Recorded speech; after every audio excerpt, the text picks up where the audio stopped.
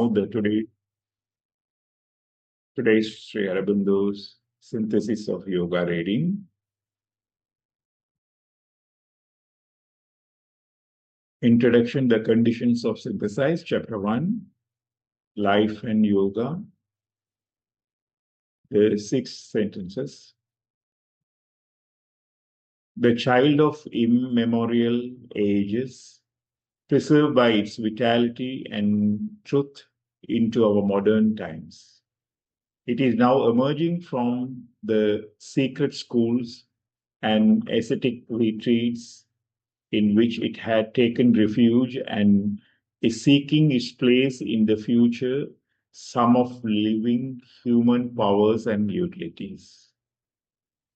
But it has first to rediscover itself, bring to the surface the profoundest reason of its being in the general truth, and that unceasing aim of nature which it represents, and find by virtue of this new self-knowledge and self-appreciation its own recovered and large synthesis.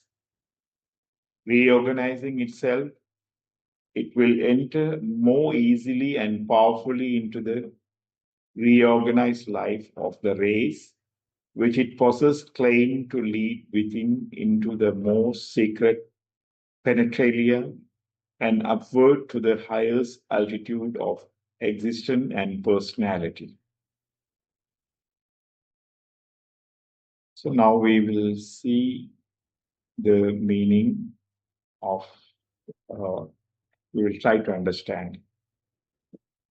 So he concluded the previous sentences, the Indian yoga system. He talked about the Indian yoga system. So now he's telling what it means, that this ancient yoga, born in the humanity's earliest age and preserved by its own inherent power and the truth, now still also is survived it till today. So after long hiding in secret schools and the ashrams and the clans and the tradition, now it begins to reappear, seeking its rightful role in shaping the future evolution capacities and the practical power of humankind. So what he say, so this yoga, the science, this higher science, was in the hand of secret schools and some only to the privileged people. Now it is coming out and seeking its place in the modern world. So that is good, right? So it's all are coming out. But he defined yoga must first rediscover its own true purpose. Its deep spiritual significance within the nature's universal evolution. Okay. By understanding itself anew, valuing its own truths, it will recreate a larger, more complete synthesis suited for the future. So, what is opinion? These yogas are coming out of the secret schools and the tradition here and there, which is not available to everyone. It is coming out to the available to everyone, but it need to rediscover, and also the purpose need to be aligned with the nature's universal evolutionary aim. So many people try to do the yoga for the health benefit, right? To gain the power. Those are not the real objective of the yoga. So nature's universal evolutionary aim, it need to align with the universe evolutionary aim. So that's what he insists. So the third paragraph, they say, as yoga reorganizes itself, it will naturally and powerfully become a part of the renewed life of the humanity. So what he say, the older forms are not aligned with the newer society, so it need to reorganize. When it reorganizes, it's become naturally and also very powerfully with the renewed life of the humanity. For its methods are meant to guide the human being inward to the deeper center of the consciousness and upward to the higher spiritual summit of the existence. So the newer synthesized new method or the yogic way will help to go inward, deeper centers of the consciousness, and also it will upward the higher spiritual summit of the existence. Okay.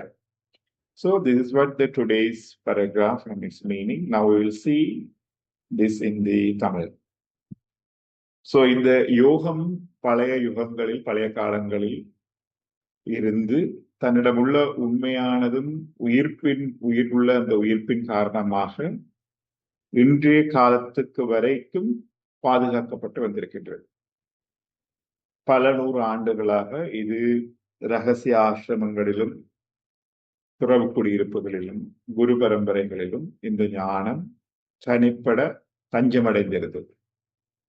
இப்பொழுது அது வெளிப்படையாக அனைவருக்கும் உரிய வகையில் வெளியே கால் வைக்கிறது என்று சொல்றாங்க. இது 1920 இதை எழுதுற பொழுது சொல்றாரு. யோகம் வெளியில தனிப்பட ஒடுங்கி இருந்தது, எல்லாருக்கும் கிடைக்கிற மாதிரி வெளியில வருகிறது. சோ ஆகவே இந்த யோக முறை வருங்கால சக்திகளை பல பயன்பெறும் வகையில் தன்னை மீள் வடிவமைத்துக் கொள்வதற்குரிய ஒரு இடத்தை தேடுகிறது அப்படின்னு சொல்றார். இது முதலாவது பந்தியினுடைய விளக்கம். சோ இப்படி தன்னுடைய புதிய சந்ததியில் புதிய எதிர்காலத்தில் தன்னுடைய இடத்தை யோகம் பெற வேண்டுமாக இருந்தால் யோகம் முதலில் தன் உண்மையான நிலை, ட்ரூ பர்பஸ், யோகம் என்னத்துக்கான அந்த உண்மையான நிலையை இயற்கையின் பொது முடிவிலும் பொது உண்மையிலும், அது தன்னுடைய இயற்கை எப்படி தன்னுடைய பரிணாமத்தை நிகழ்த்தும் பொழுது முடிவில்லா வளர்ச்சியாக இயற்கையினுடைய பரிணாமம் சென்று கொண்டிருக்கும் பொழுது தன்னுடைய இடம் எது என்பதையும் அது மீண்டும் கண்டறிய வேண்டும் அப்படின்னு சொல்றாரு. ஆகவே யோகத்தினுடைய நோக்கம் நாம் இப்பொழுது சொல்றோம் உடல் ஆரோக்கியத்துக்காக, மன நிம்மதிக்காக, இப்படி எல்லாம் சொல்றோம். அரவிந்தர் வரையறுக்கின்ற யோகத்தினுடைய நோக்கம் நேச்சர்ஸ் யூனிவர்சல் எவல்யூஷனரி எய்ம். இயற்கையினுடைய பரிணாம இலக்குக்கு ஒத்திசைவாக யோகத்தினுடைய யோக சாதனை இருக்க வேண்டும். அதுக்கு தன்னுடைய இடம் என்ன என்பதை அது கண்டறிய வேண்டும் என்று சொல்லி 2வது பத்திகள் சொல்றார். இதை இப்படி தன்னுடைய தன்னறிவும் தன்னுடைய மதிப்பையும் இந்த எய்முக்கேற்ற வகையில, இந்த இலக்குக்கேற்ற வகையில புதிதாக கண்டறிவதன் மூலம் அது தன்னுடைய பரந்த முழுமையான ஒரு ஒருமைப்பாட்டை மீண்டும் உருவாக்க முடியும். So it can recreate larger, more complete synthesis suited for the future.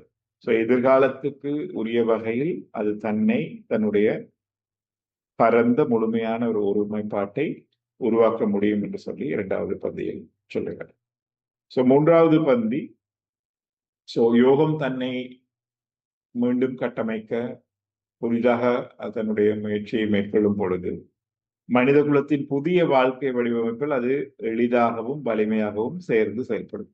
அவர் சொல்றாரு என்னன்னு சொன்னால், முதல்ல சொன்ன மாதிரி அந்த மந்திர கொதிகளனுக்குள் போட்டு இதெல்லாம் உருவாகி புதிதாக வரும் பொழுது அதற்கேற்ற வகையில யோகமும் தன்னை மீள கட்டமைத்துக் கொண்டு புதிய சமூகத்துக்கு ஏற்ற வகையில் இருக்குமாக இருந்தால் அது வாழ்க்கையோடு மிக எளிமையாக சேர்ந்து வாழ்க்கைக்கு வலிமை சேர்க்கும் ஒன்றாக இது செயல்படும். அதன் செயல்முறைகள் மனிதனை உள்ளே ஆழ்ந்து உயிரின் உணர்வின் ஆழத்துக்கு கொண்டு செல்லும் அதே வேளை உணர்வையும்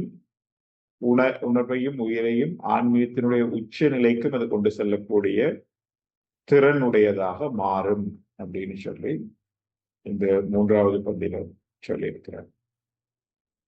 இப்பொழுது கண்களை மூடி சிறிது நேரம் அன்னையையும் ஸ்ரீ அரவிந்தரையும் தியானித்து பூர்ண யோக காயத்ரியை ஜபித்து நாம் படித்த இந்த கருத்துக்கள் நமது உணர்வில் பதிந்து நமக்கு யோக சாதனையின் முன்னேற்றத்தை தர பிரார்த்தித்து பூர்ண காயத்ரி ஜபிக்கப்படுகிறது.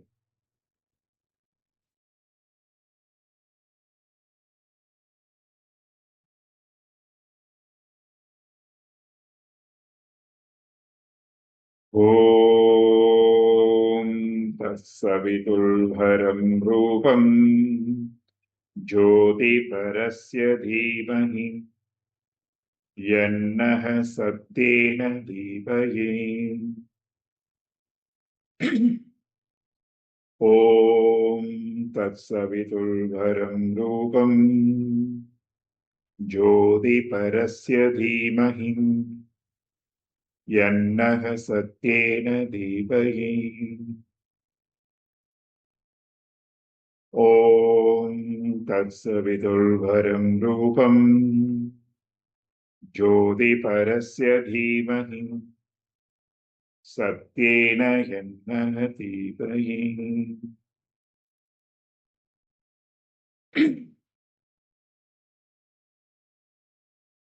அருளோடு செல்வம் ஞானம் ஆற்றலும் அன்பும் பண்பும் பொருள்நலம் பொறுமை ஈகை பொருந்திடச் செய்வாயம்மாம் ஆயுளாரோக்கியம் வீரம் அசைந்திடா பக்தி அன்பும் தேயுரா செல்வம் கீர்த்தி தேவியே அருள்வாயம்மாம்.